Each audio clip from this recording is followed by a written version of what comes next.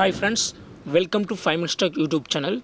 Here is Samsung Galaxy S24 Plus 5G smartphone. In this video, you will learn how to turn off keyboard typing vibration of phone Samsung Galaxy S24 Plus 5G.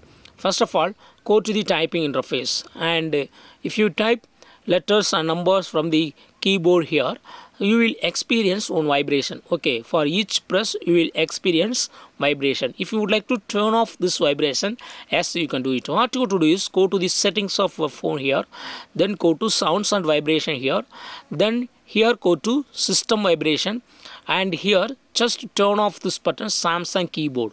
Just turn off this button so that you will not experience any vibration hereafter if you type from the Samsung keyboard. I go to the typing interface and I type here now.